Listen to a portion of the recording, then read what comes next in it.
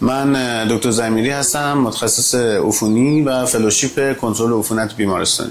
چطور با شرکت KNS آشنا شدین و از محصولاتش استفاده کردین؟ اولین بار از طریق فضای مجازی یه خریدی که داشتیم از محصولات راضی بودیم. همکاران شرکت و مسئولین اومدن سایر محصولات رو معرفی کردن. از اونجا دیگه ما از محصولات شرکت استفاده میکنیم. از کدوم محصول بیشتر بر بیمارانتون استفاده میکنید و تجربه استفاده از این محصولات چطور بوده؟ ما اینجا بیشتر از تداپو و تداپان استفاده میکنیم. تداپو با توجه به وجود هیالورونیک اسید که توش وجود داره تو روند تولید بافت همبند بسیار کمک میکنه.